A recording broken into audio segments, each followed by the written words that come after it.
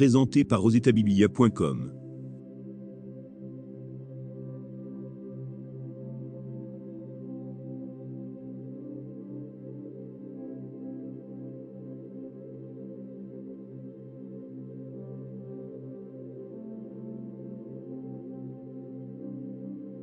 Job 1. Il y avait dans le pays d'Uth un homme qui s'appelait Job, et cet homme était intègre et droit, il craignait Dieu et se détournait du mal. Il lui naquit 7 fils et 3 filles. Il possédait 7000 brebis, 3000 chameaux, 500 paires de bœufs, 500 ânesses, et un très grand nombre de serviteurs. Et cet homme était le plus considérable de tous les fils de l'Orient. Ses fils allaient les uns chez les autres, et donnaient tour à tour un festin, et ils invitaient leurs 3 sœurs à manger, et à boire avec eux. Et quand les jours de festin étaient passés, Job appelait et sanctifiait ses fils, puis il se levait de bon matin, et offrait pour chacun d'eux un holocauste. Car Job disait, « Peut-être mes fils ont-ils péché, et ont-ils offensé Dieu dans leur cœur ?» C'est ainsi que Job avait coutume d'agir. Or, les fils de Dieu vinrent un jour se présenter devant l'Éternel, et Satan vint aussi au milieu d'eux. L'Éternel dit à Satan, « D'où viens-tu » Et Satan répondit à l'Éternel, « De parcourir la terre, et de m'y promener. » L'Éternel dit à Satan, « As-tu remarqué mon serviteur Job ? Il n'y a personne comme lui sur la terre. C'est un homme intègre et droit, craignant Dieu, et se détournant du mal. » Et Satan répondit à l'Éternel, « Est-ce d'une manière désintéressée que Job craint Dieu ? Ne l'as-tu pas protégé, lui, sa maison, et tout ce qui est à lui ? Tu as béni l'œuvre de ses mains, et ses troupeaux couvrent le pays. Mais étends ta main, touche à tout ce qui lui appartient, et je suis sûr qu'il te maudit en face. » L'Éternel dit à Satan, « Voici, tout ce qui lui appartient, je te le livre, seulement, ne porte pas la main sur lui. » Et Satan se retira de devant la face de l'Éternel. Un jour que les fils et les filles de Job mangeaient et buvaient du vin dans la maison de leur frère aîné, il arriva auprès de Job un messager qui dit, « Les bœufs labouraient, et les ânesses paissaient à côté d'eux. Des Sabéens se sont jetés dessus, les ont enlevés, et ont passé les serviteurs au fil de l'épée. Et je me suis échappé moi seul, pour t'en apporter la nouvelle. » Il parlait encore, lorsqu'un autre vint et dit, « Le feu de Dieu est tombé du ciel, a embrasé les brebis et les serviteurs, et les a consumés. Et je me suis échappé moi seul, pour t'en apporter la nouvelle. » Il parlait encore, lorsqu'un autre vint et dit, « Des Chaldéens, formés en 3 bandes, se sont jetés sur les chameaux, les ont enlevés, et ont passé les serviteurs au fil de l'épée. Et je me suis échappé moi seul, pour t'en apporter la nouvelle. » Il parlait encore, lorsqu'un autre vint et dit, « Tes fils et tes filles mangeaient et buvaient du vin dans la maison de leur frère aîné. Et voici, un grand vent est venu de l'autre côté du désert, et a frappé contre les 4 coins de la maison. Elle s'est écroulée sur les jeunes gens, et ils sont morts. Et je me suis échappé moi seul, pour t'en apporter la nouvelle. » Alors Job se leva, déchira son manteau, et se rasa la tête. Puis, se jetant par terre, il se prosterna, et dit, « Je suis sorti nu du sein de ma mère, et nu je retournerai dans le sein de la terre. L'Éternel a donné, et l'Éternel a ôté, que le nom de l'Éternel soit béni. » En tout cela, Job ne pécha point, et n'attribua rien d'injuste à Dieu. Job 2. Or, les fils de Dieu vinrent un jour se présenter devant l'Éternel, et Satan vint aussi au milieu d'eux se présenter devant l'Éternel. L'Éternel dit à Satan, « D'où viens-tu » Et Satan répondit à l'Éternel, « De parcourir la terre, et de m'y promener. » L'Éternel dit à Satan, « As-tu remarqué mon serviteur Job ? Il n'y a personne comme lui sur la terre. C'est un homme intègre et droit, craignant Dieu, et se détournant du mal. Il demeure ferme dans son intégrité, et tu m'excites à le perdre sans motif. » Et Satan répondit à l'Éternel, « Peau pour peau, tout ce que possède un homme, il le donne pour sa vie. Mais étends ta main, touche à ses os et à sa chair, et je suis sûr qu'il te maudit en face. » L'Éternel dit à Satan, « Voici, je te le livre, seulement, épargne sa vie. » Et Satan se retira de devant la face de l'Éternel. Puis il frappa Job d'un ulcère malin, depuis la plante du pied, jusqu'au sommet de la tête. Et Job prit un tesson pour se gratter, et s'assit sur la cendre. Sa femme lui dit, « Tu demeures ferme dans ton intégrité. Maudis Dieu, et meurs. » Mais Job lui répondit, « Tu parles comme une femme insensée. Quoi ? Nous recevons de Dieu le bien, et nous ne recevrions pas aussi le mal. » En tout cela Job ne pécha point par ses lèvres. 3 amis de Job, Élipha de Théman, Bildad de Shuach, et Tsophar de Naama, apprirent tous les malheurs qui lui étaient arrivés. Ils se concertèrent et partirent de chez eux, pour aller le plaindre et le consoler. Ayant de loin porté les regards sur lui, ils ne le reconnurent pas, et ils élevèrent la voix et pleurèrent. Ils déchirèrent leurs manteaux, et ils jetèrent de la poussière en l'air au-dessus de leur tête. Et ils se tinrent assis à terre auprès de lui 7 jours et 7 nuits, sans lui dire une parole, car ils voyaient combien sa douleur était grande. Job 3. Après cela, Job ouvrit la bouche et maudit le jour de sa naissance. Il prit la parole et dit, « Périsse le jour où je suis né, et la nuit qui dit, un enfant mal est conçu. Ce jour, qu'il se change en ténèbres, que Dieu n'en ait point souci dans le ciel, et que la lumière ne rayonne plus sur lui. Que l'obscurité et l'ombre de la mort s'en emparent, que des nuées établissent leur demeure au-dessus de lui, et que de noirs phénomènes l'épouvantent. Cette nuit, que les ténèbres en fassent leur proie, qu'elles disparaissent de l'année, qu'elles ne soient plus comptées parmi les mois. Que cette nuit devienne stérile, que l'allégresse en soit bannie. Qu'elle soit maudite par ceux qui maudissent les jours, par ceux qui savent exciter le Léviathan. Que les étoiles de son crépuscule s'obscurcissent, qu'elle attende en vain la lumière, et qu'elle ne voit point les paupières de l'aurore. Car elle n'a pas fermé le sein qui me conçut, ni dérobé la souffrance à mes regards. Pourquoi ne suis-je pas mort dans le ventre de ma mère? Pourquoi n'ai-je pas expiré au sortir de ses entrailles? Pourquoi ai-je trouvé des genoux pour me recevoir, et des mamelles pour m'allaiter? Je serai couché maintenant, je serai tranquille, je dormirai, je reposerai, avec les rois et les grands de la terre, qui se bâtirent des mausolées, avec les princes qui avaient de l'or, et qui remplirent d'argent leur demeure. Où je n'existerai pas, je serai comme un avorton caché, comme des enfants qui n'ont pas vu la lumière. Là, ne s'agit plus les méchants, et là se reposent ceux qui sont fatigués et sans force. Les captifs sont tous en paix, ils n'entendent pas la voix de l'oppresseur. Le petit et le grand sont là, et l'esclave n'est plus soumis à son maître. Pourquoi donne-t-il la lumière à celui qui souffre, et la vie à ceux qui ont l'amertume dans l'âme, qui espèrent en vain la mort, et qui la convoitent plus qu'un trésor, qui serait transporté de joie et saisi d'allégresse, s'il trouvait le tombeau? À l'homme qui ne sait où aller, et que Dieu cerne de toutes parts, mes soupirs sont ma nourriture, et mes cris se répandent comme l'eau. Ce que je crains, c'est ce qui m'arrive, ce que je redoute, c'est ce qui m'atteint. Je n'ai ni tranquillité, ni paix, ni repos, et le trouble s'est emparé de moi. Job 4. Éliphaz de Théman prit la parole et dit, « Si nous osons ouvrir la bouche, en seras-tu peiné? Mais qui pourrait garder le silence? Voici, tu as souvent enseigné les autres, tu as fortifié les mains languissantes, tes paroles ont relevé ceux qui chancelaient, tu as affermi les genoux qui pliaient. Et maintenant qu'il s'agit de toi, tu faiblis. Maintenant que tu es atteint, tu te troubles. Ta crainte de Dieu n'est-elle pas ton soutien? Ton espérance, n'est-ce pas ton intégrité? Cherche dans ton souvenir, quel est l'innocent qui a péri? Quels sont les justes qui ont été exterminés? Pour moi, je l'ai vu, ceux qui labourent l'iniquité, et qui sèment l'injustice en moissonnent les fruits. Ils périssent par le souffle de Dieu, ils sont consumés par le vent de sa colère. Le rugissement des lions prend fin, les dents des lionceaux sont brisées. Le lion périt faute de proie, et les petits de la lionne se dispersent. Une parole est arrivée furtivement jusqu'à moi, et mon oreille en a recueilli les sons légers. Au moment où les visions de la nuit agitent la pensée, quand les hommes sont livrés à un profond sommeil, je fus saisi de frayeur et d'épouvante, et tous mes os tremblèrent. Un esprit passa près de moi, tous mes cheveux se hérissèrent. Une figure d'un aspect inconnu était devant mes yeux, et j'entendis une voix qui murmurait doucement. L'homme serait-il juste devant Dieu? Serait-il pur devant celui qui l'a fait? Si Dieu n'a pas confiance en ses serviteurs, s'il trouve de la folie chez ses anges, combien plus chez ceux qui habitent des maisons d'argile, qui tirent leur origine de la poussière, et qui peuvent être écrasés comme un vermisseau. Du matin au soir ils sont brisés, ils périssent pour toujours, et nul n'y prend garde. Le fil de leur vie est coupé, ils meurent, et ils n'ont pas acquis la sagesse. Job 5. Crie maintenant, qui te répondra? Auquel des saints t'adresseras-tu? L'insensé périt dans sa colère, le fou meurt dans ses emportements. J'ai vu l'insensé prendre racine, puis soudain j'ai maudit sa demeure. Plus de prospérité pour ses fils, ils sont foulés à la porte, et personne qui les délivre. Sa moisson est dévorée par des affamés, qui viennent l'enlever jusque dans les épines, et ses biens sont engloutis par des hommes altérés. Le malheur ne sort pas de la poussière, et la souffrance ne germe pas du sol. L'homme naît pour souffrir, comme l'étincelle pour voler. Pour moi, j'aurai recours à Dieu, et c'est à Dieu que j'exposerai ma cause. Il fait des choses grandes et insondables, des merveilles sans nombre. Il répand la pluie sur la terre, et envoie l'eau sur les campagnes. Il relève les humbles, et délivre les affligés. Il anéantit les projets des hommes rusés, et leurs mains ne peuvent les accomplir. Il prend les sages dans leurs propres ruses, et les desseins des hommes artificieux sont renversés. Il rencontre les ténèbres au milieu du jour, il tâtonne en plein midi, comme dans la nuit. Ainsi Dieu protège le faible contre leurs menaces, et le sauve de la main des puissants. Et l'espérance soutient le malheureux, mais l'iniquité ferme la bouche. Heureux l'homme que Dieu châtie. Ne méprise pas la correction du Tout-Puissant. Il fait la plaie, et il la bande. Il blesse, et sa main guérit.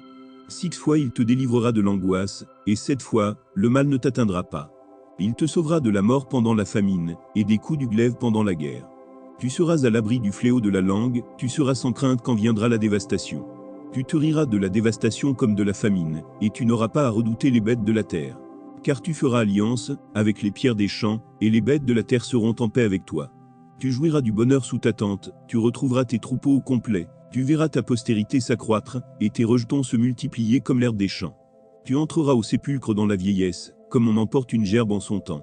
Voilà ce que nous avons reconnu, voilà ce qui est, à toi d'entendre, et de mettre à profit. Job 6. Job prit la parole et dit, « Oh, s'il était possible de peser ma douleur, et si toutes mes calamités étaient sur la balance, elles seraient plus pesantes que le sable de la mer. Voilà pourquoi mes paroles vont jusqu'à la folie. Car les flèches du Tout-Puissant m'ont percé, et mon âme en suce le venin.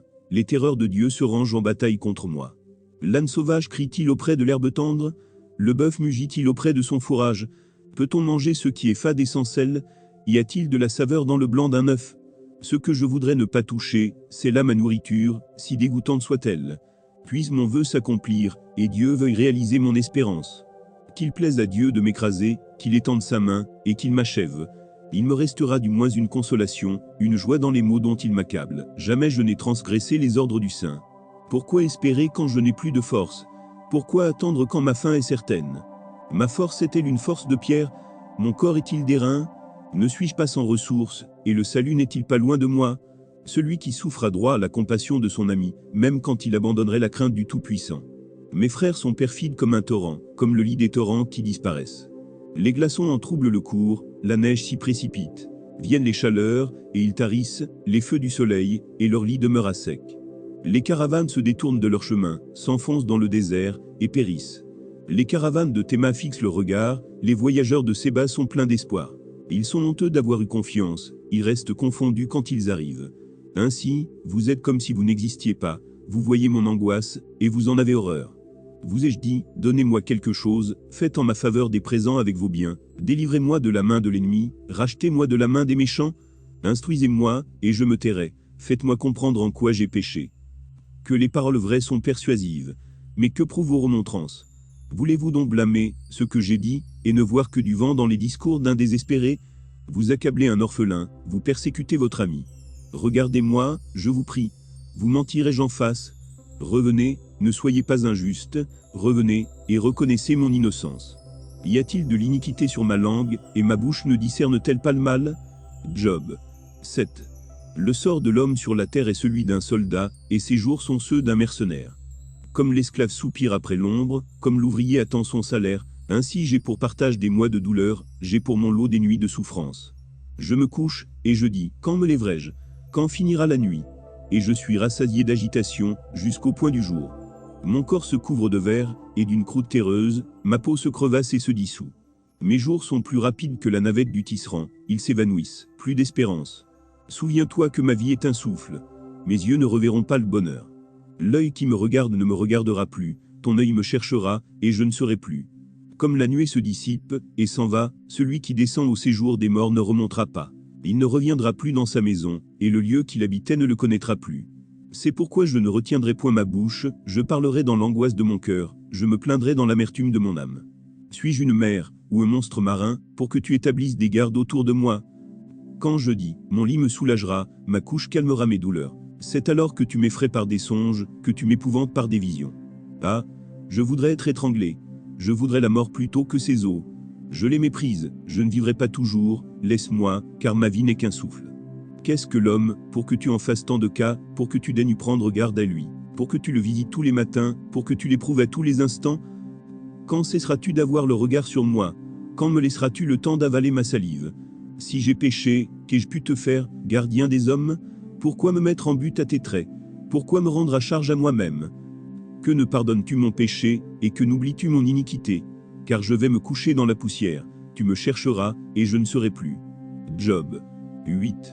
Bildad de Shuach prit la parole et dit, « Jusqu'à quand veux-tu discourir de la sorte, et les paroles de ta bouche seront-elles un vent impétueux? Dieu renverserait-il le droit? Le Tout-Puissant renverserait-il la justice?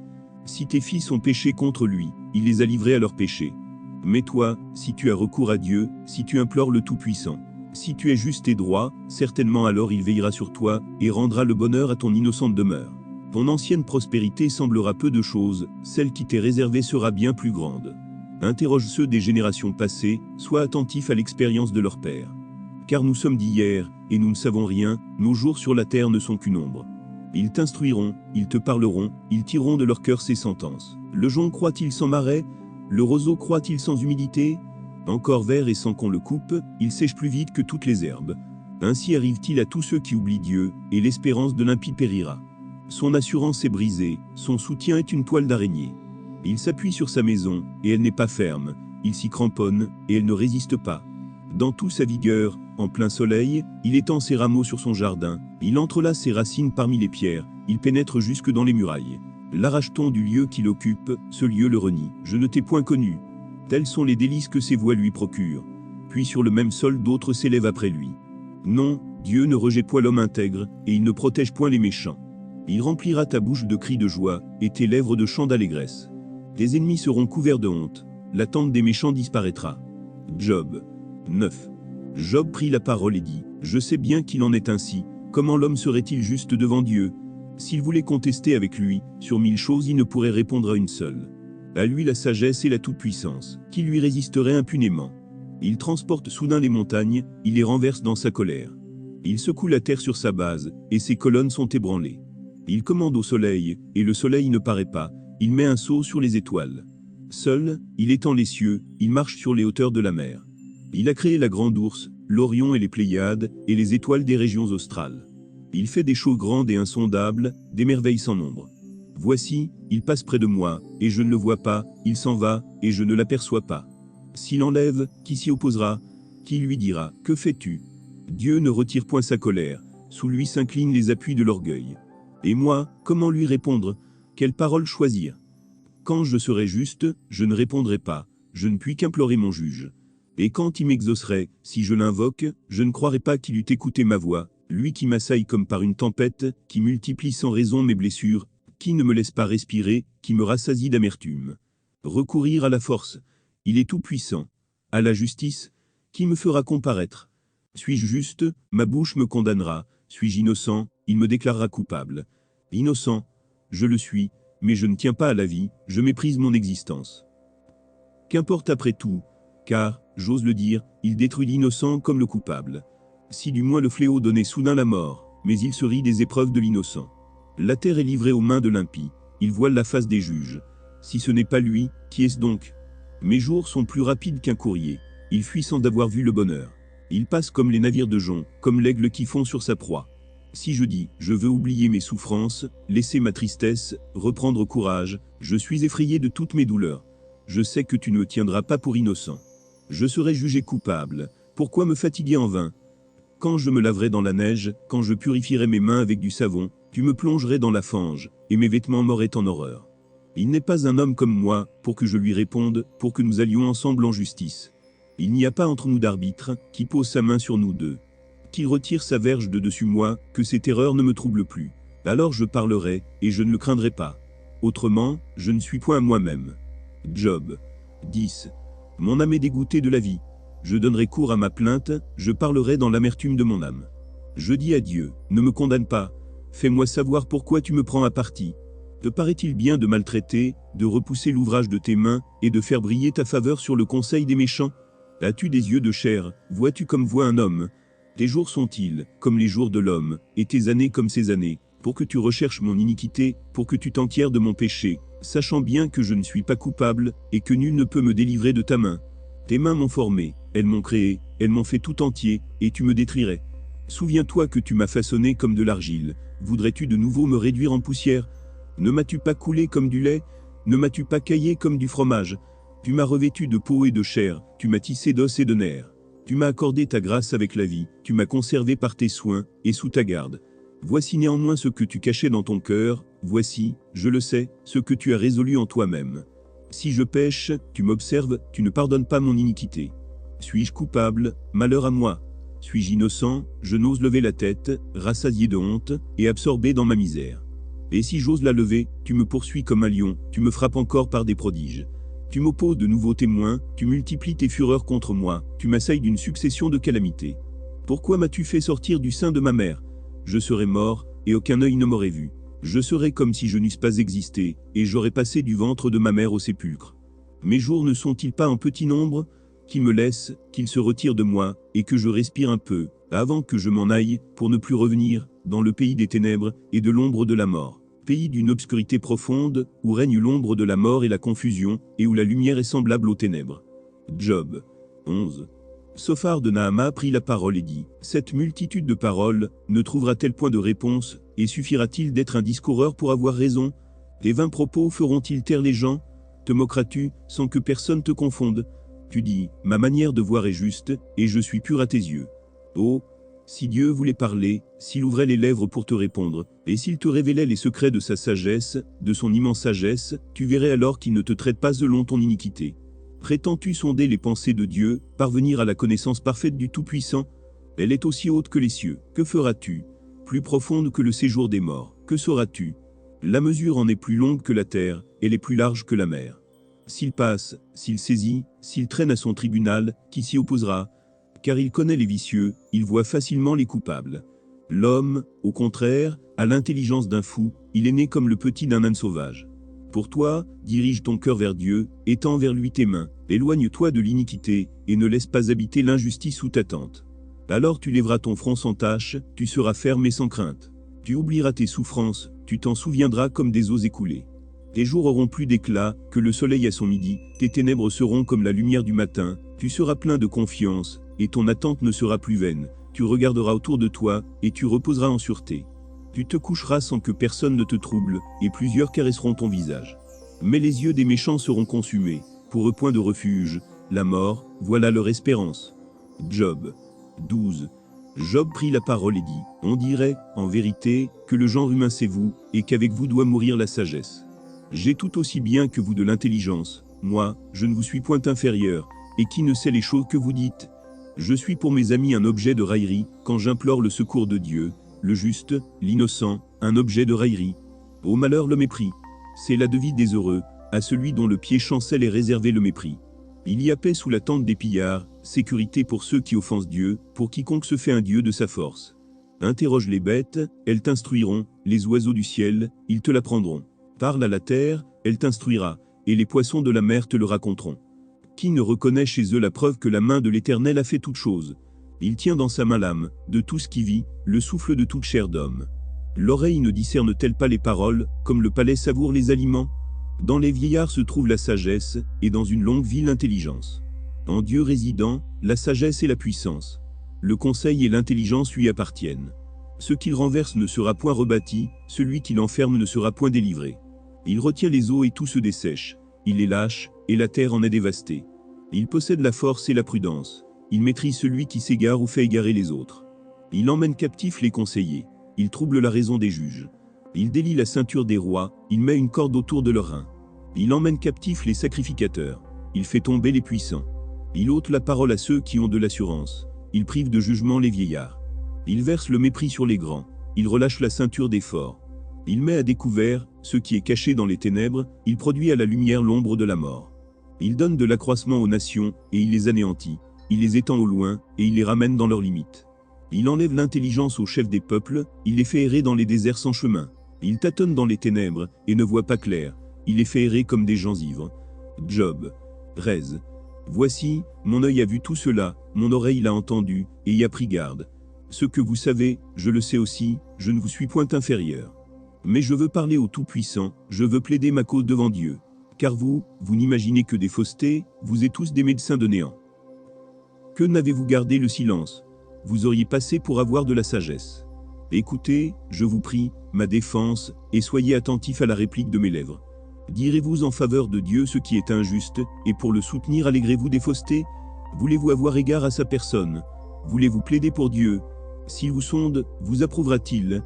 Ou le tromperez-vous, comme on trompe un homme? Certainement il vous condamnera, si vous n'agissez en secret, que par égard pour sa personne. Sa majesté ne vous épouvantera-t-elle pas? Sa terreur ne tombera-t-elle pas sur vous? Vos sentences sont des sentences de cendre, vos retranchements sont des retranchements de boue.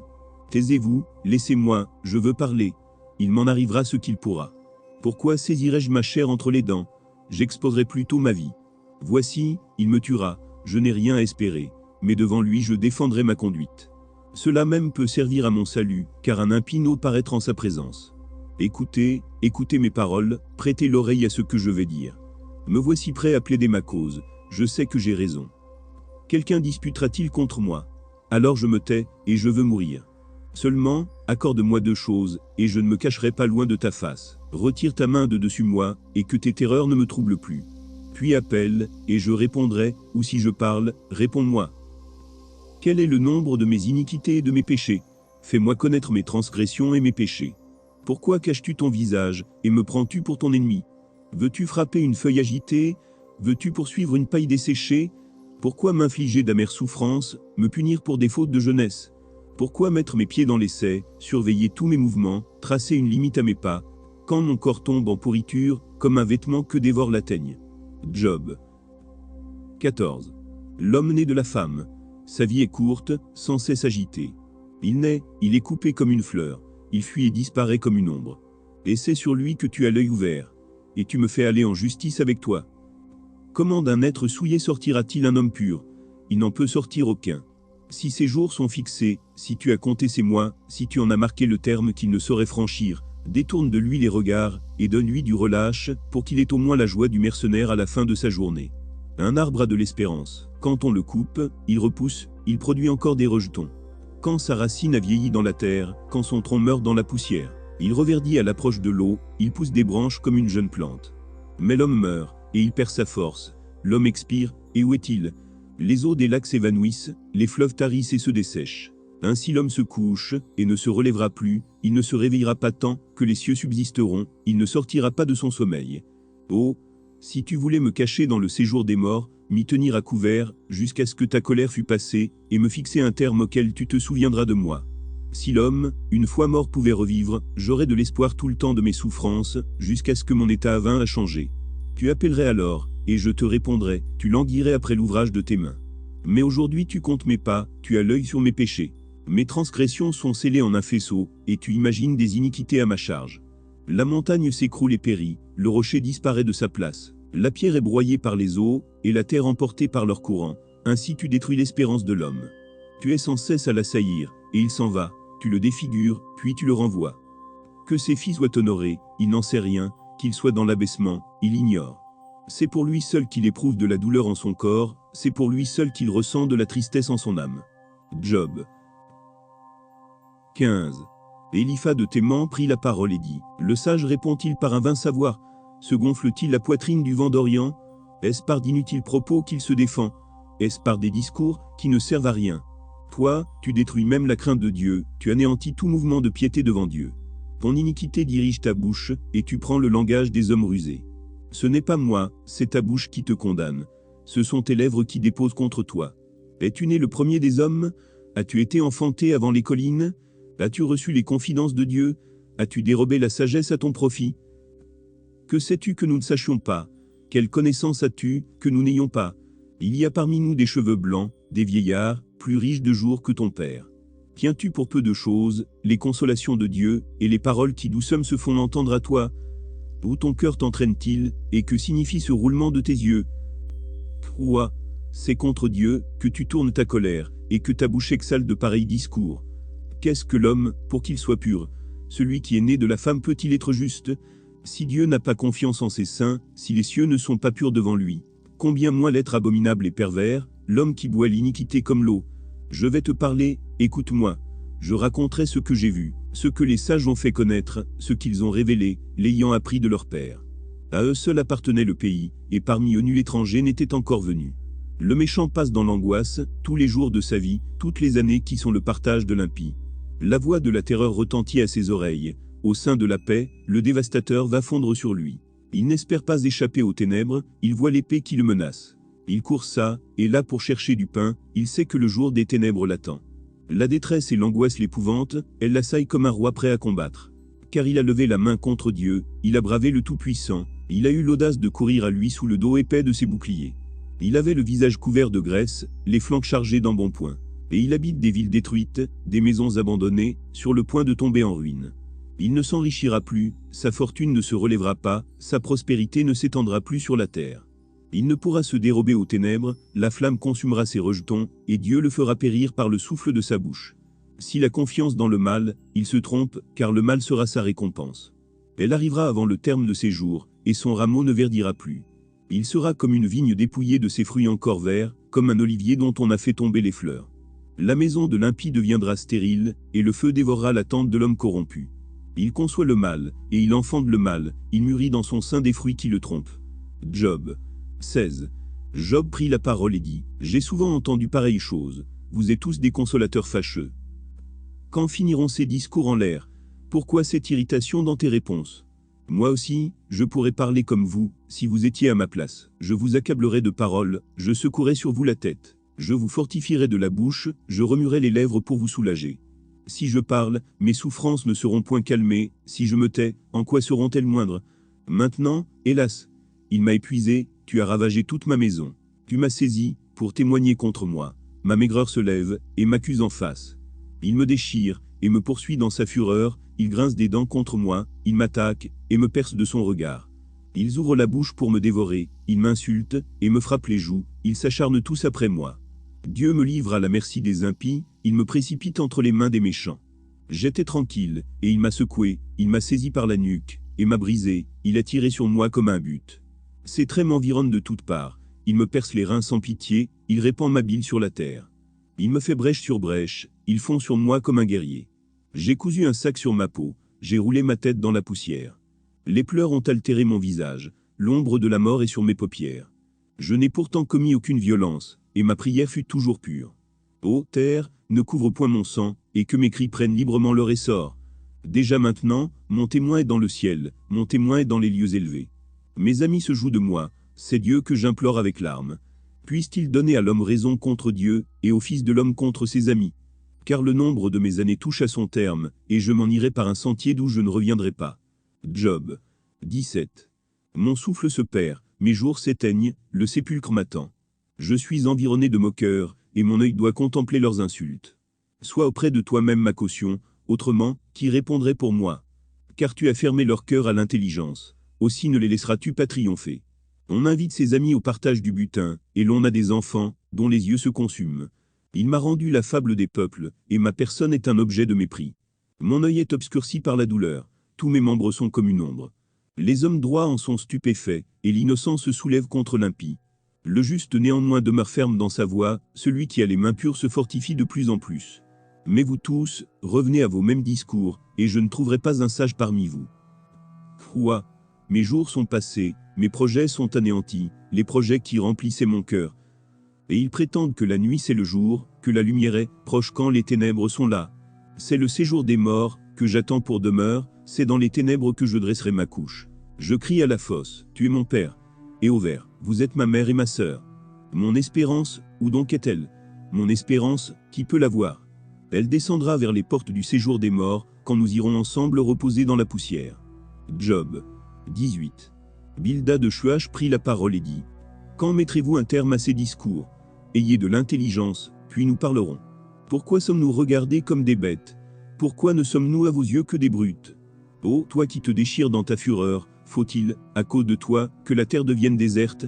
Faut-il que les rochers disparaissent de leur place? La lumière du méchant s'éteindra, et la flamme qui en jaillit cessera de briller. La lumière s'obscurcira sous sa tente, et sa lampe au-dessus de lui s'éteindra. Ses pas assurés seront à l'étroit. Malgré ses efforts, il tombera.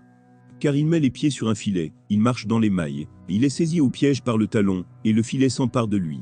Le cordeau est caché dans la terre, et la trappe est sur son sentier. Des terreurs l'assiègent, l'entourent, le poursuivent par derrière.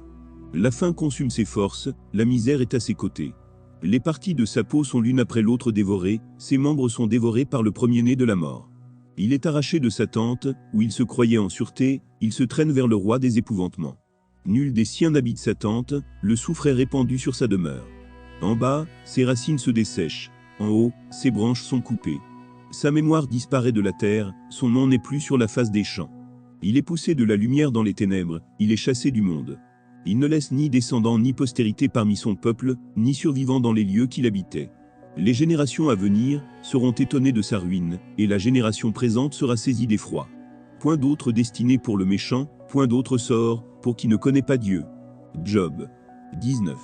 Job prit la parole et dit, « Jusqu'à quand affligerez-vous mon âme, et m'écraserez-vous de vos discours? Voilà 10 fois que vous m'outragez, n'avez-vous pas honte de m'étourdir ainsi? Si réellement j'ai péché, seul j'en suis responsable. Pensez-vous me traiter avec hauteur? Pensez-vous démontrer que je suis coupable? Sachez alors que c'est Dieu qui me poursuit et qui m'enveloppe de son filet. Voici, je crie à la violence, et nul ne répond. J'implore justice, et point de justice. Il m'a fermé toute issue, et je ne puis passer. Il a répandu des ténèbres sur mes sentiers. Il m'a dépouillé de ma gloire, il a enlevé la couronne de ma tête. Il m'a brisé de toutes parts, et je m'en vais. Il a arraché mon espérance comme un arbre. Il s'est enflammé de colère contre moi, il m'a traité comme l'un de ses ennemis. Ses troupes se sont de concert mises en marche, elles se sont frayées leur chemin jusqu'à moi, elles ont campé autour de ma tente. Il a éloigné de moi mes frères, et mes amis se sont détournés de moi. Je suis abandonné de mes proches, je suis oublié de mes intimes. Je suis un étranger pour mes serviteurs et mes servantes, je ne suis plus à leurs yeux qu'un inconnu. J'appelle mon serviteur, et il ne répond pas, je le supplie de ma bouche, et c'est en vain. Mon humeur est à charge à ma femme, et ma plainte au fils de mes entrailles. Je suis méprisé même par des enfants. Si je me lève, je reçois leurs insultes. Ceux que j'avais pour confidents m'ont en horreur, ceux que j'aimais se sont tournés contre moi. Mes os sont attachés à ma peau et à ma chair, il ne me reste que la peau des dents. Ayez pitié de moi, vous, mes amis, car la main de Dieu m'a frappé. Pourquoi me poursuivre comme Dieu me poursuit? Pourquoi vous montrer insatiable de ma chair? Oh, je voudrais que mes paroles fussent écrites, qu'elles fussent écrites dans un livre. Je voudrais qu'avec un burin de fer, et avec du plomb, elles fussent pour toujours gravées dans le roc. Mais je sais que mon Rédempteur est vivant, et qu'il se lèvera le dernier sur la terre. Quand ma peau sera détruite, il se lèvera, quand je n'aurai plus de chair, je verrai Dieu. Je le verrai, et il me sera favorable. Mes yeux le verront, et non ceux d'un autre. Mon âme languit d'attente au-dedans de moi. Vous direz alors, pourquoi le poursuivions-nous? Car la justice de ma cause sera reconnue. Craignez pour vous le glaive, les châtiments par le glaive sont terribles, et sachez qu'il y a un jugement. Job 20. Sophar de Nahama prit la parole et dit, mes pensées me forcent à répondre, et mon agitation ne peut se contenir. J'ai entendu des reproches qui m'outragent, le souffle de mon intelligence donnera la réplique. Ne sais-tu pas que, de tout temps, depuis que l'homme a été placé sur la terre, le triomphe des méchants a été court, et la joie de l'impie momentanée? Quand il s'élèverait jusqu'aux cieux, et que sa tête toucherait aux nues, il périra pour toujours comme son ordure, et ceux qui le voyaient diront, où est-il? Il s'envolera comme un songe, et on ne le trouvera plus. Il disparaîtra comme une vision nocturne. L'œil qui le regardait ne le regardera plus, le lieu qu'il habitait ne l'apercevra plus. Ses filles seront assaillies par les pauvres, et ses mains restitueront ce qu'il a pris par violence. La vigueur de la jeunesse, qui remplissait ses membres, aura sa couche avec lui dans la poussière. Le mal était doux à sa bouche, il le cachait sous sa langue, il le savourait sans l'abandonner, il le retenait au milieu de son palais. Mais sa nourriture se transformera dans ses entrailles, elle deviendra dans son corps un venin d'aspic. Il a englouti des richesses, il les vomira, Dieu les chassera de son ventre. Il a sucé du venin d'aspic, la langue de la vipère le tuera. Il ne reposera plus ses regards sur les ruisseaux, sur les torrents, sur les fleuves de miel et de lait. Il rendra ce qu'il a gagné, et n'en profitera plus. Il restituera tout ce qu'il a pris, et n'en jouira plus. Car il a opprimé, délaissé les pauvres, il a ruiné des maisons, et ne les a pas rétablies. Son avidité n'a point connu de borne, mais il ne sauvera pas ce qu'il avait de plus cher. Rien n'échappait à sa voracité, mais son bien-être ne durera pas. Au milieu de l'abondance, il sera dans la détresse. La main de tous les misérables se lèvera sur lui. Et voici, pour lui remplir le ventre, Dieu enverra sur lui le feu de sa colère, et le rassasiera par une pluie de traits. S'il échappe aux armes de fer, l'arc d'airain le transpercera. Il arrache de son corps le trait, qui étincelle au sortir de ses entrailles, et il est en proie aux terreurs de la mort. Toutes les calamités sont réservées à ses trésors, il sera consumé par un feu que n'allumera point l'homme, et ce qui restera dans sa tente en deviendra la pâture. Les cieux dévoileront son iniquité, et la terre s'élèvera contre lui. Les revenus de sa maison seront emportés, ils disparaîtront au jour de la colère de Dieu. Telle est la part que Dieu réserve aux méchants, tel est l'héritage que Dieu lui destine. Job 21. Job prit la parole et dit, « Écoutez, écoutez mes paroles, donnez-moi seul homme cette consolation. Laissez-moi parler, je vous prie, et, quand j'aurai parlé, tu pourras te moquer. Est-ce contre un homme que se dirige ma plainte? Et pourquoi mon âme ne serait-elle pas impatiente? Regardez-moi, soyez étonnés, et mettez la main sur la bouche. Quand j'y pense, cela m'épouvante, et un tremblement saisit mon corps. Pourquoi les méchants vivent-ils? Pourquoi les voit-on vieillir et accroître leur force? Leur postérité s'affermit avec eux, et en leur présence, leur rejeton prospère sous leurs yeux. Dans leur maison règne la paix, sans mélange de crainte, la verge de Dieu ne vient pas les frapper. Leurs taureaux sont vigoureux et féconds, leurs génisses conçoivent, et n'avortent point. Ils laissent courir leurs enfants comme des brebis, et les enfants prennent leurs ébats. Ils chantent au son du tambourin et de la harpe, ils se réjouissent au son du chalumeau. Ils passent leurs jours dans le bonheur, et ils descendent en un instant au séjour des morts. Ils disaient pourtant à Dieu, retire-toi de nous, nous ne voulons pas connaître tes voies. Qu'est-ce que le Tout-Puissant, pour que nous le servions? Que gagnerons-nous à lui adresser nos prières? Quoi donc? Ne sont-ils pas en possession du bonheur? Loin de moi le conseil des méchants. Mais arrive-t-il souvent que leurs lampes s'éteignent, que la misère fonde sur eux, que Dieu leur distribue leur part dans sa colère, qu'ils soient comme la paille emportée par le vent, comme la balle enlevée par le tourbillon? Est-ce pour les fils que Dieu réserve le châtiment du Père? Mais c'est lui que Dieu devrait punir, pour qu'il le sente. C'est lui qui devrait contempler sa propre ruine, c'est lui qui devrait boire la colère du Tout-Puissant. Car, que lui importe sa maison après lui, quand le nombre de ses mois est achevé? Est-ce à Dieu qu'on donnera de la science, à lui qui gouverne les esprits célestes? L'un meurt au sein du bien-être, de la paix et du bonheur, les flancs chargés de graisse, et la mêle des eaux remplie de sève. L'autre meurt, l'amertume dans l'âme, sans avoir joui d'aucun bien. Et tous deux se couchent dans la poussière, tous deux deviennent la pâture des vers. Je sais bien quelles sont vos pensées, quels jugements iniques vous portez sur moi. Vous dites, où est la maison de l'homme puissant? Où est la tente qu'habitaient les impies? Mais quoi? N'avez-vous point interrogé les voyageurs, et voulez-vous méconnaître ce qu'ils prouvent? Au jour du malheur, le méchant est épargné, au jour de la colère, il échappe. Qui lui reproche en face sa conduite? Qui lui rend ce qu'il a fait? Il est porté dans un sépulcre, et il veille encore sur sa tombe. Les mottes de la vallée lui sont légères, et tous après lui suivront la même voie, comme une multitude l'a déjà suivi. Pourquoi donc m'offrir de vaines consolations? Ce qui reste de vos réponses n'est que perfidie. Job 22. Éliphaz de Théman prit la parole et dit, un homme peut-il être utile à Dieu? Non, le sage n'est utile qu'à lui-même. Si tu es juste, est-ce à l'avantage du Tout-Puissant? Si tu es intègre dans tes voies, qui gagne-t-il?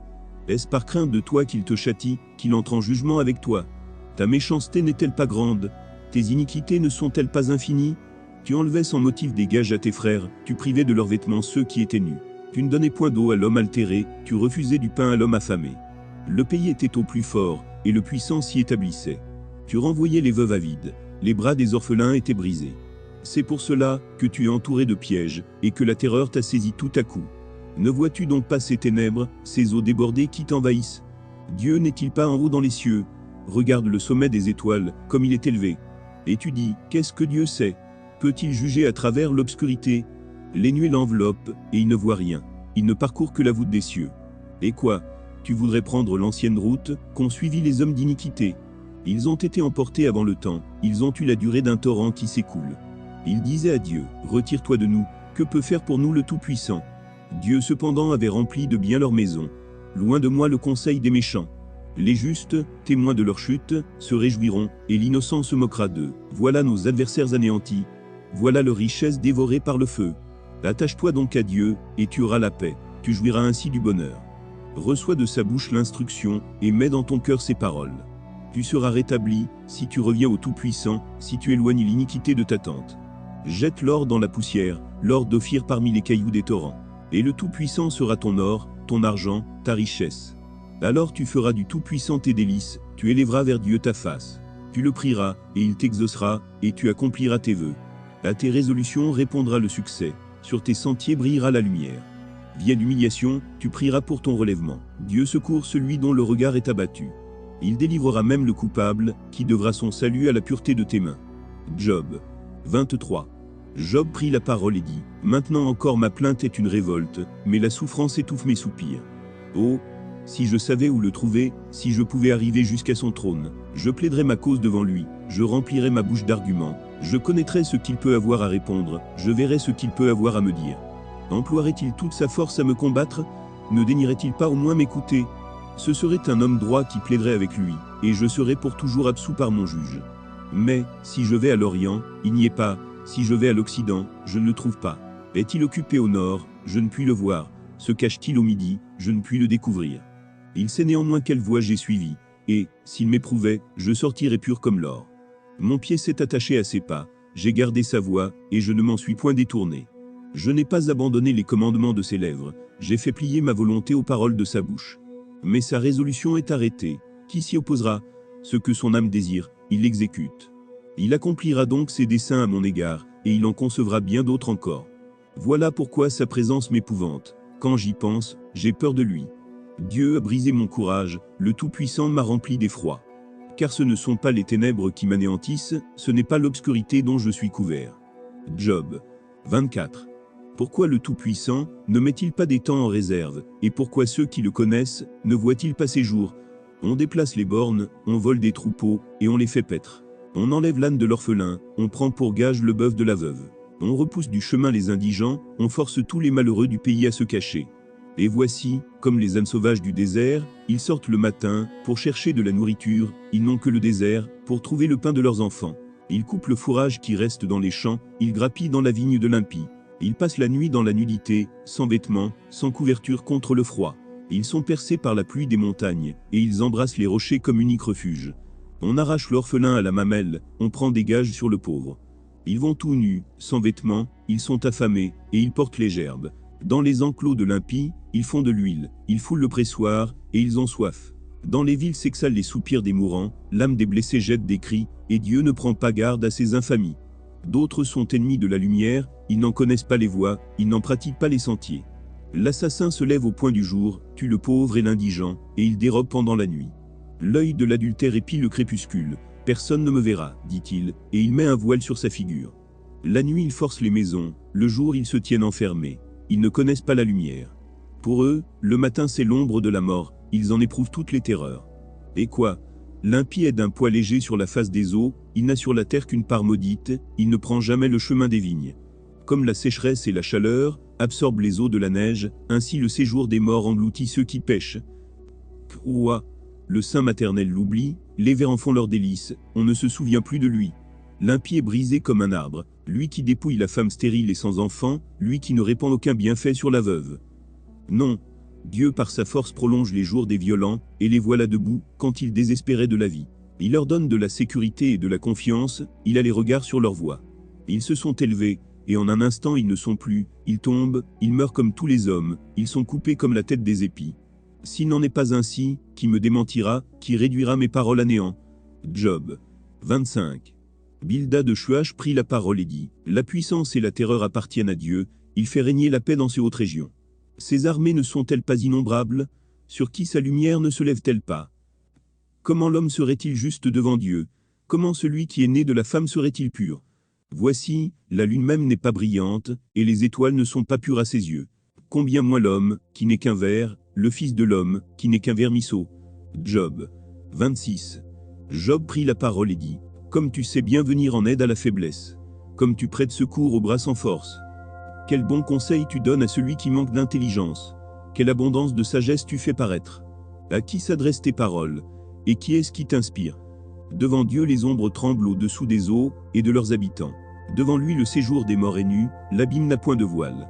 Il étend le septentrion sur le vide, il suspend la terre sur le néant. Il renferme les eaux dans ses nuages, et les nuages n'éclatent pas sous leur poids. Il couvre la face de son trône, il répand sur lui sa nuée. Il a tracé un cercle à la surface des eaux, comme limite entre la lumière et les ténèbres.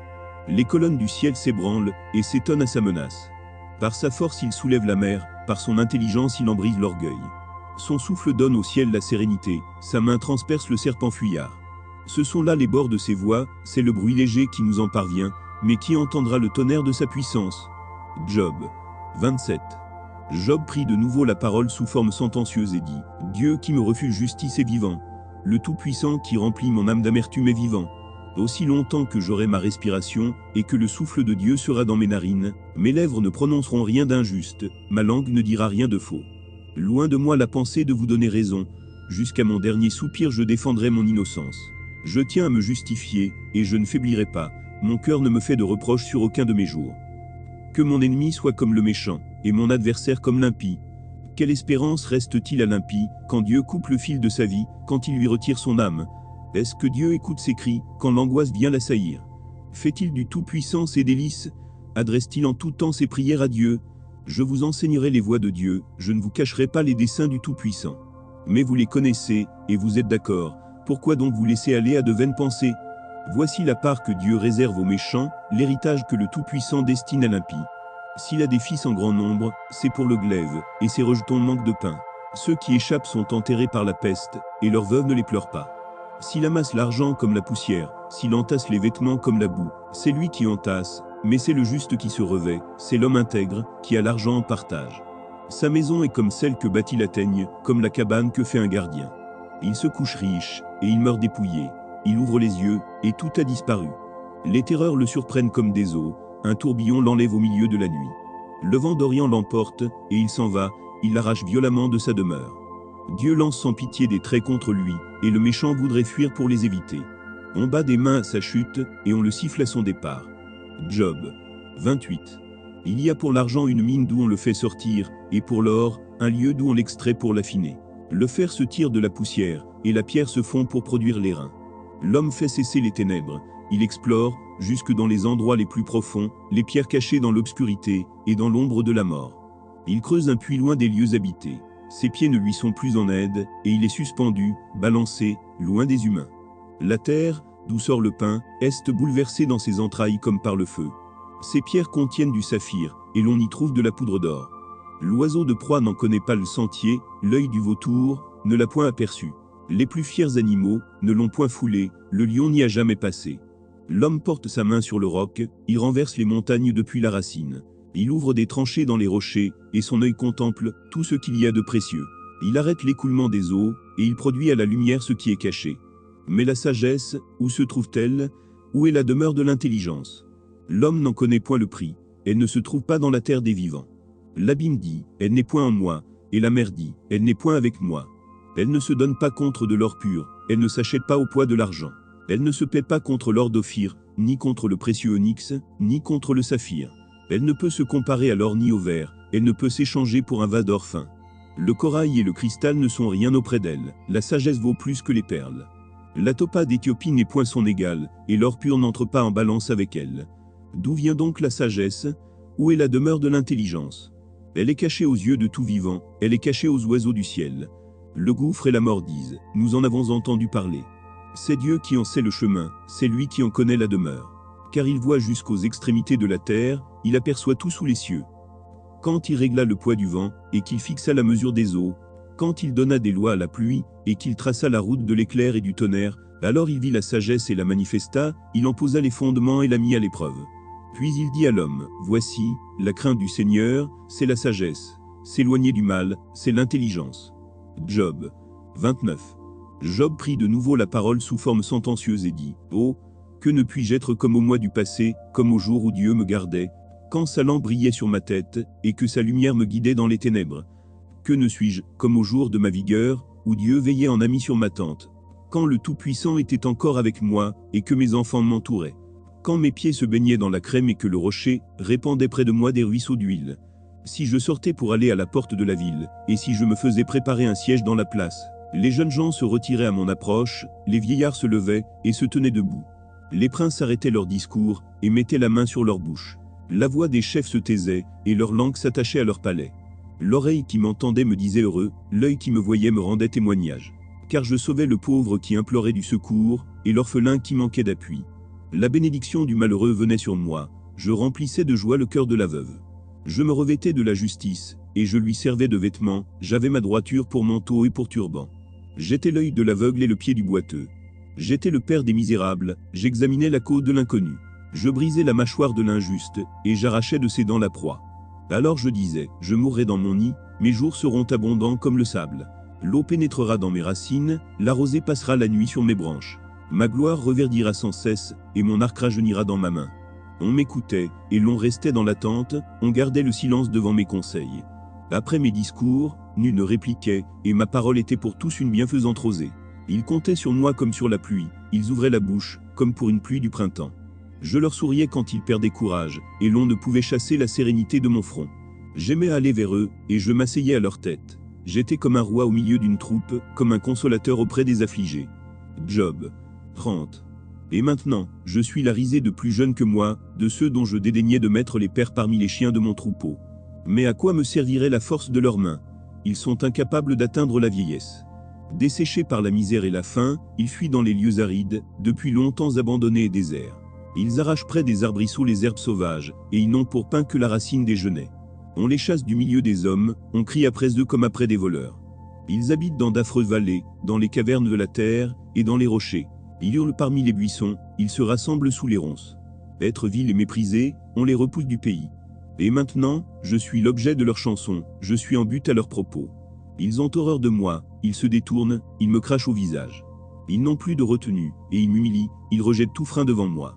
Ces misérables se lèvent à ma droite, et me poussent les pieds, ils se feraient contre moi des sentiers pour ma ruine.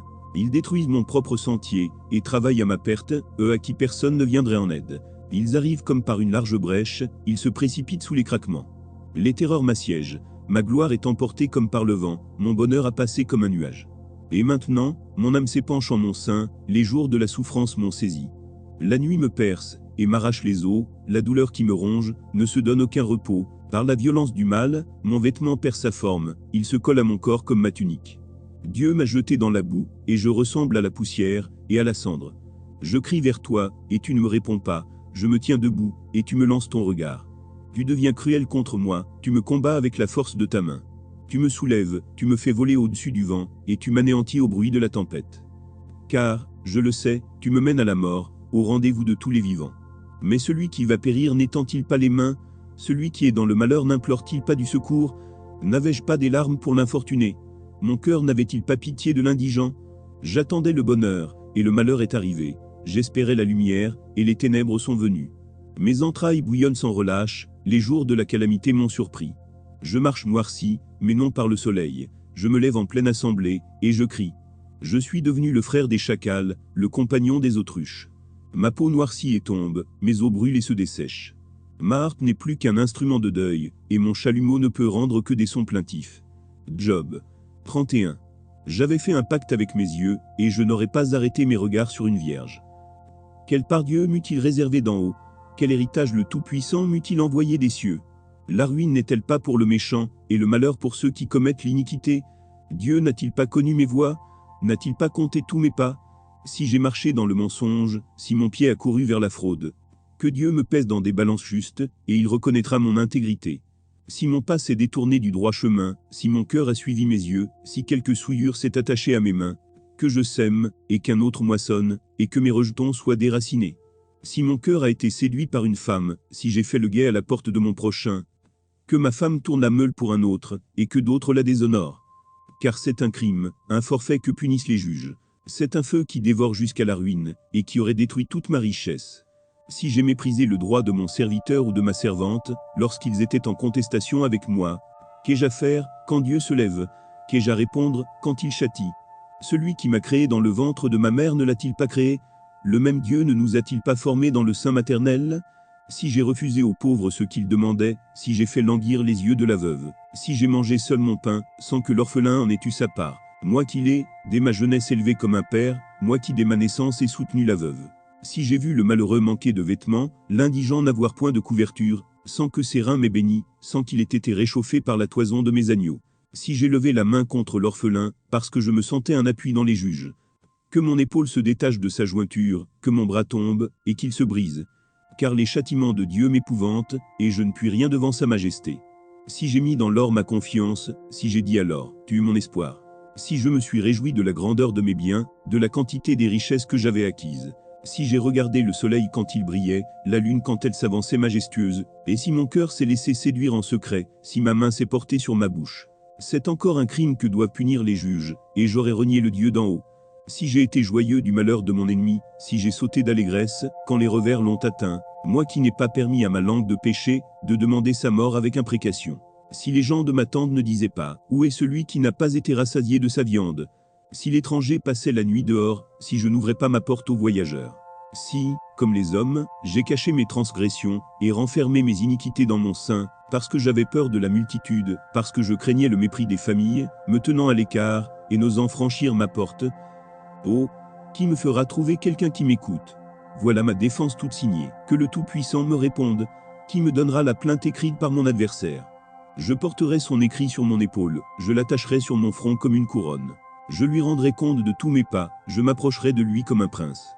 Si ma terre crie contre moi, et que ses sillons versent des larmes, si j'en ai mangé le produit sans l'avoir payé, et que j'ai attristé l'âme de ses anciens maîtres, qu'il y croise des épines au lieu de froment, et de l'ivraie au lieu d'orge.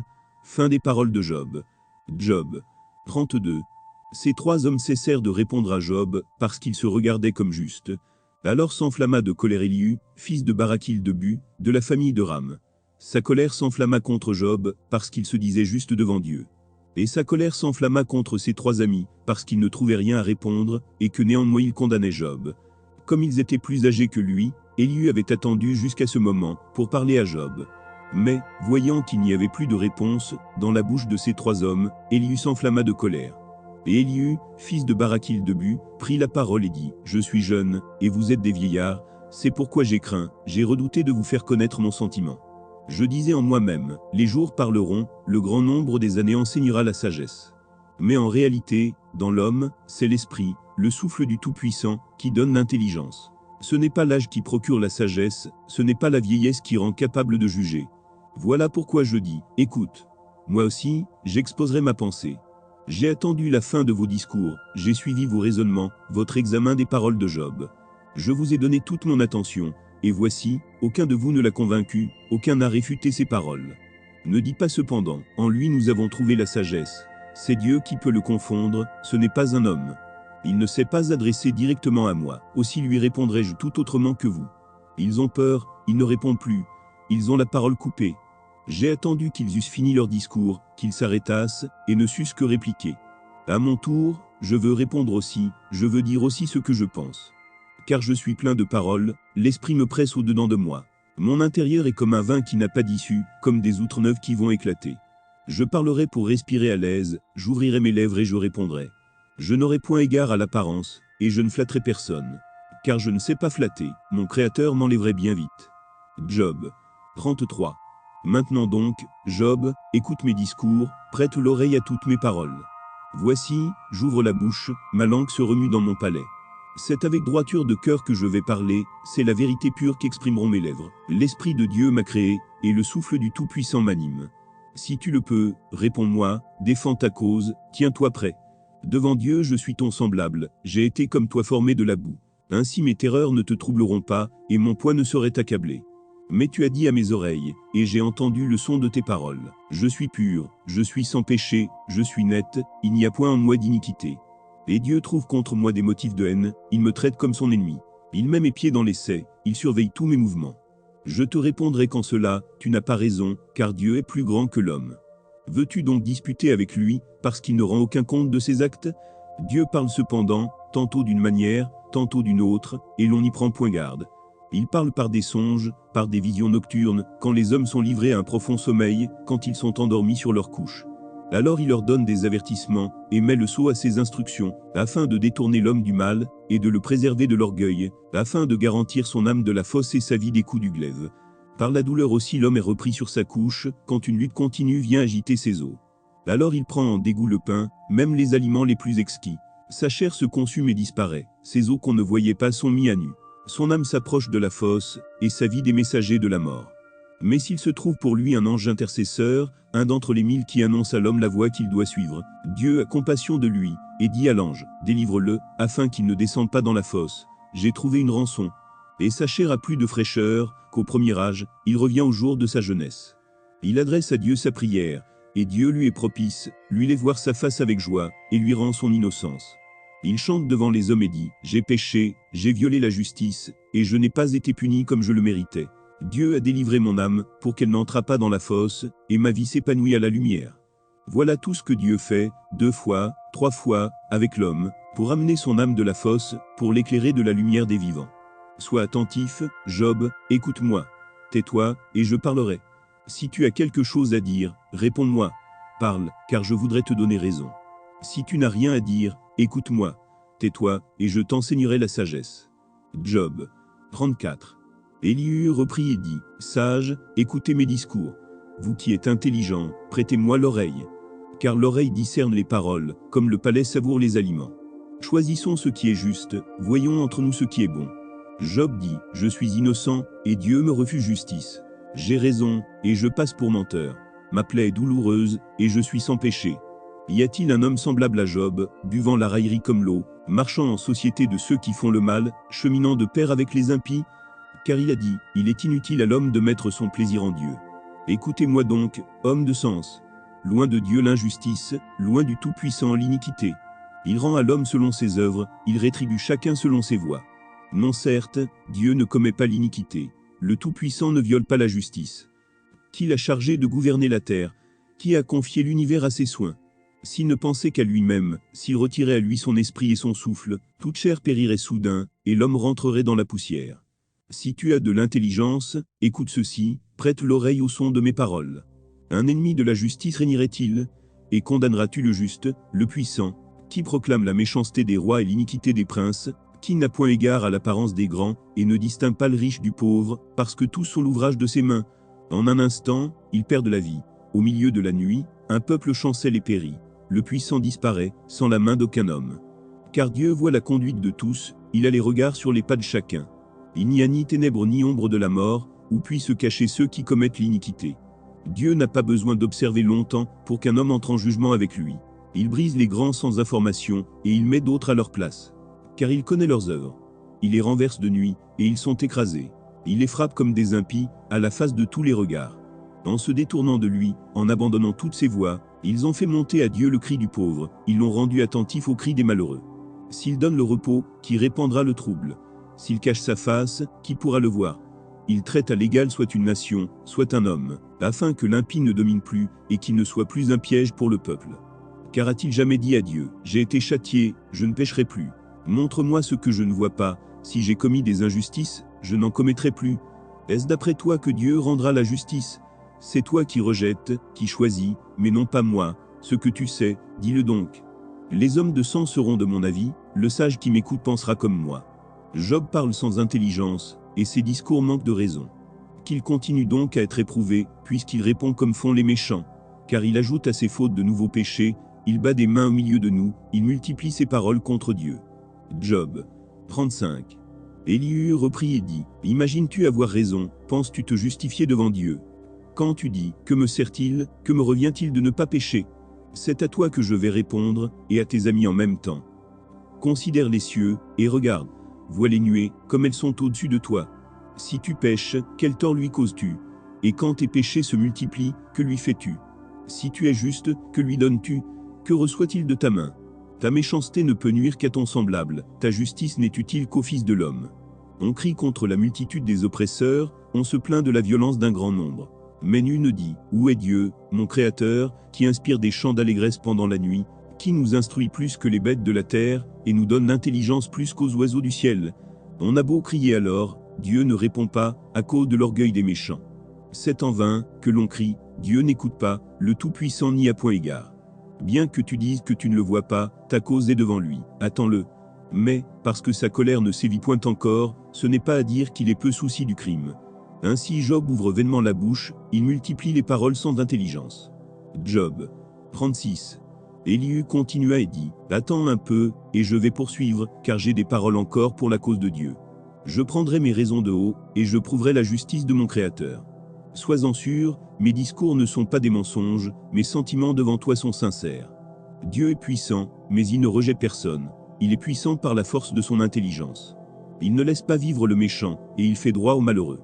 Il ne détourne pas les yeux de dessus les justes, il les place sur le trône avec les rois, il les y fait asseoir pour toujours, afin qu'ils soient élevés. Viennent-ils à tomber dans les chaînes, sont-ils pris dans les liens de l'adversité? Il leur dénonce leurs œuvres, leurs transgressions, leur orgueil. Il les avertit pour leur instruction, il les exhorte à se détourner de l'iniquité. S'ils écoutent et se soumettent, ils achèvent leurs jours dans le bonheur, leurs années dans la joie. S'ils n'écoutent pas, ils périssent par le glaive, ils expirent dans leur aveuglement. Les impies se livrent à la colère, ils ne crient pas à Dieu quand il les enchaîne. Ils perdent la vie dans leur jeunesse, ils meurent comme les débauchés. Mais Dieu sauve le malheureux dans sa misère, et c'est par la souffrance qu'il l'avertit. Il te retirera aussi de la détresse, pour te mettre au large, en pleine liberté, et ta table sera chargée de mets succulents. Mais si tu défends ta cause comme un impie, le châtiment est inséparable de ta cause. Que l'irritation ne t'entraîne pas à la moquerie, et que la grandeur de la rançon ne te fasse pas dévier. Les cris suffiraient-ils pour te sortir d'angoisse, et même toutes les forces que tu pourrais déployer? Ne soupire pas après la nuit, qui enlève les peuples de leur place. Garde-toi de te livrer au mal, car la souffrance t'y dispose. Dieu est grand par sa puissance, qui saurait enseigner comme lui? Qui lui prescrit ses voies? Qui ose dire, tu fais mal? Souviens-toi d'exalter ses œuvres, que célèbrent tous les hommes. Tout homme les contemple, chacun les voit de loin. Dieu est grand, mais sa grandeur nous échappe, le nombre de ses années est impénétrable. Il attire à lui les gouttes d'eau, il les réduit en vapeur et forme la pluie. Les nuages la laissent couler, ils la répandent sur la foule des hommes.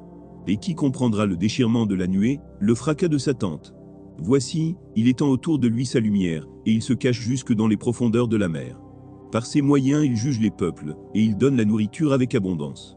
Il prend la lumière dans sa main, il la dirige sur ses adversaires. Il s'annonce par un grondement. Les troupeaux pressentent son approche. Job 37. Mon cœur est tout tremblant, il bondit hors de sa place.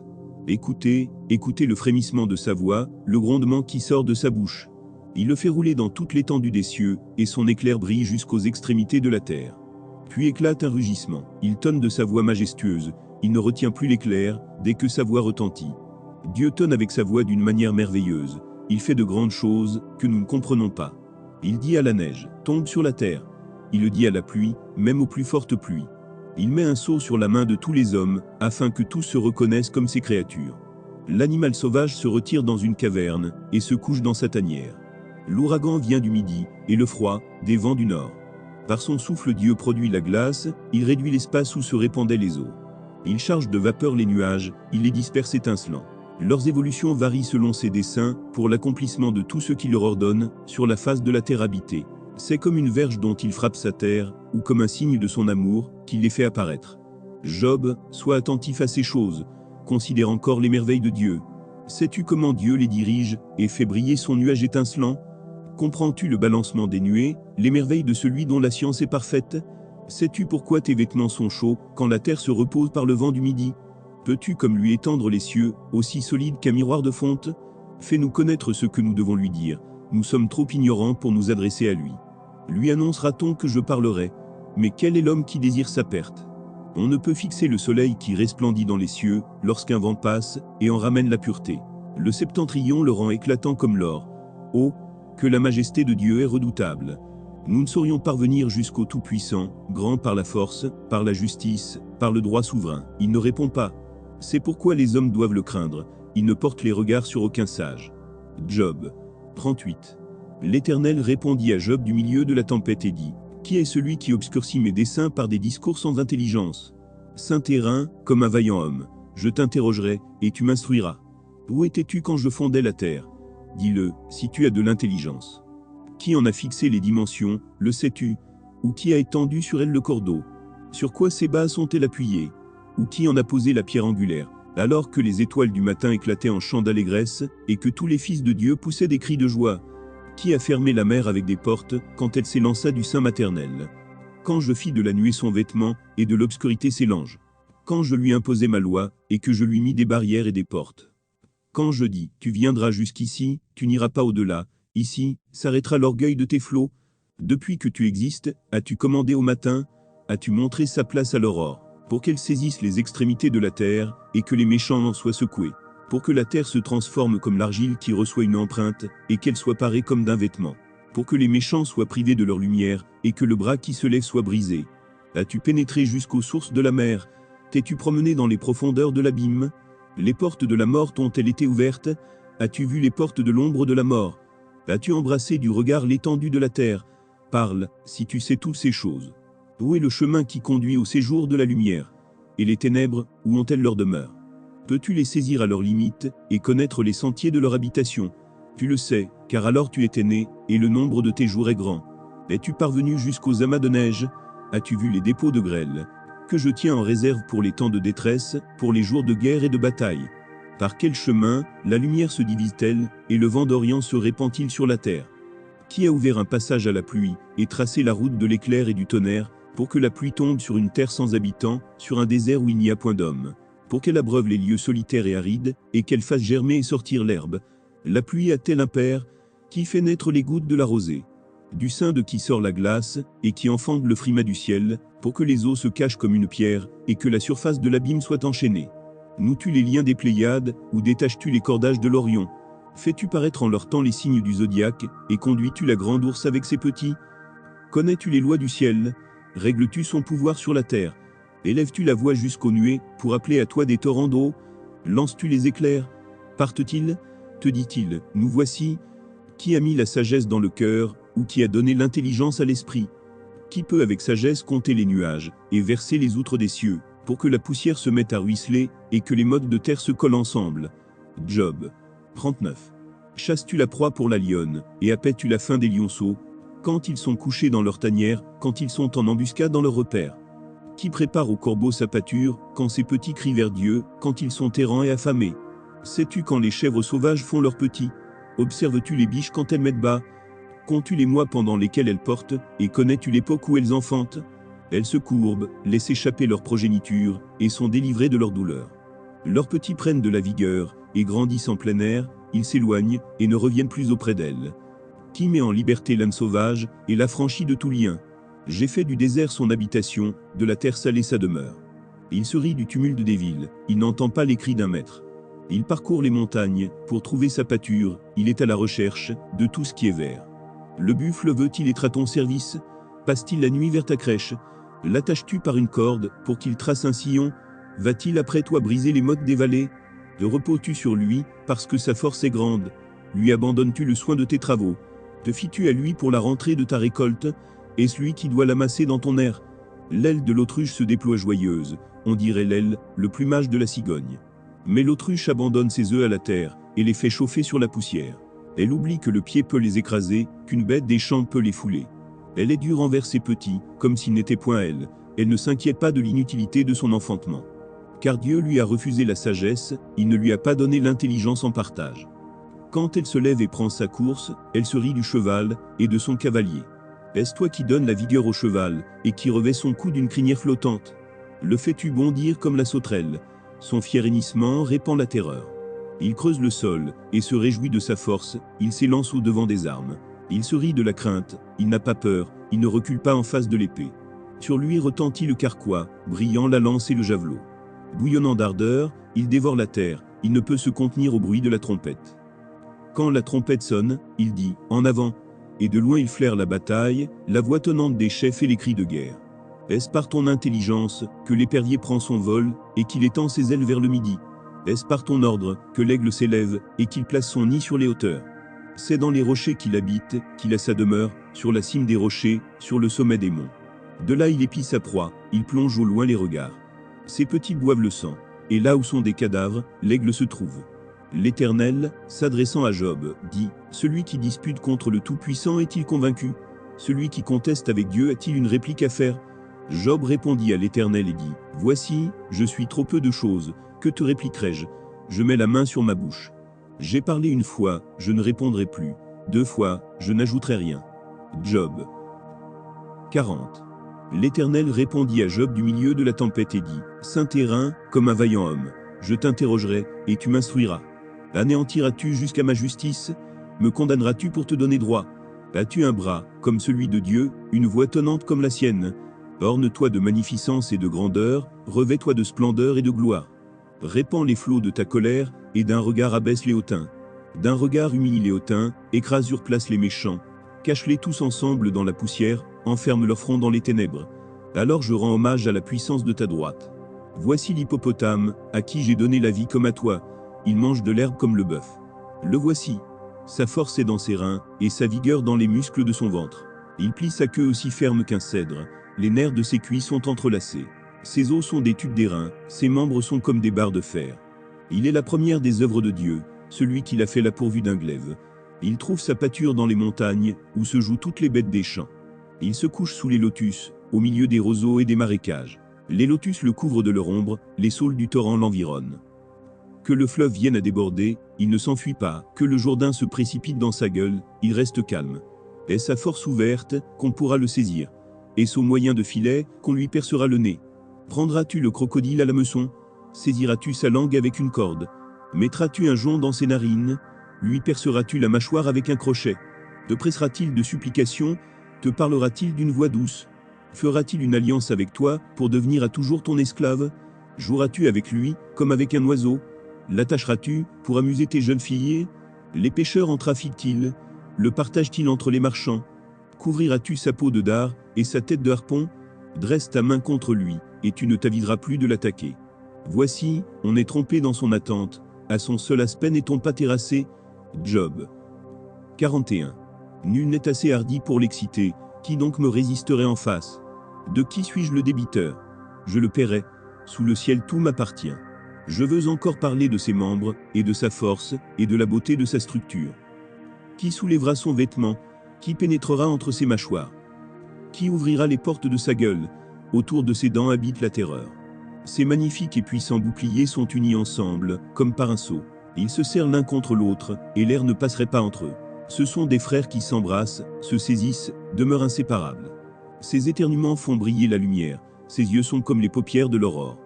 Des flammes jaillissent de sa bouche, des étincelles de feu s'en échappent. Une fumée sort de ses narines, comme d'un vague qui bout, d'une chaudière ardente. Son souffle allume les charbons, sa gueule lance la flamme.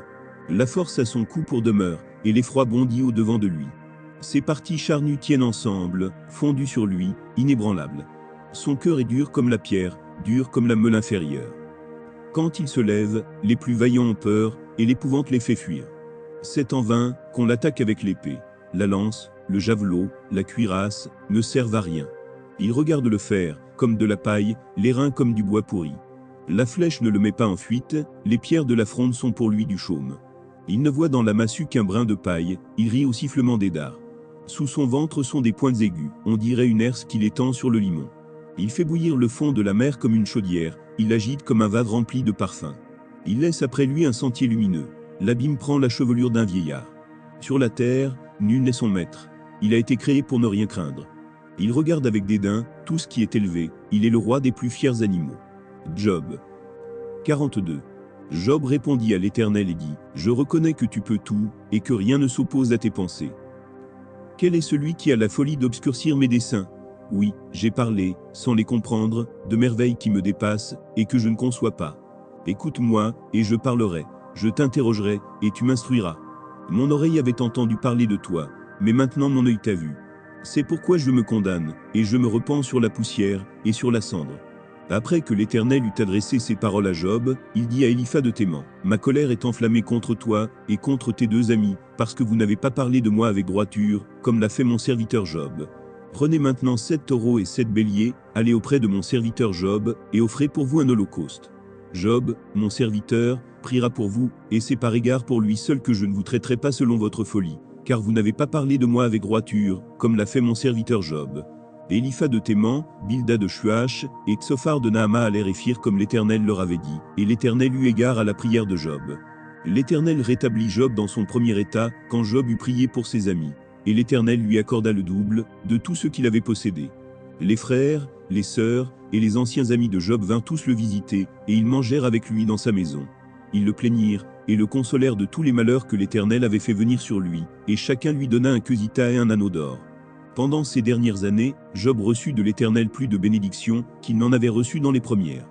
Il posséda 14 000 brebis, 6 000 chameaux, 1000 paires de bœufs, et 1000 ânesses. Il eut 7 fils et 3 filles. Il donna à la première le nom de Jemima, à la seconde celui de Ketsia, et à la troisième celui de Kéran-Hapuk. Il n'y avait pas dans tout le pays d'aussi belles femmes que les filles de Job. Leur père leur accorda une part d'héritage parmi leurs frères. Job vécut après cela 140 ans, et il vit ses fils et les fils de ses fils, jusqu'à la 4e génération. Et Job mourut âgé et rassasié de jours.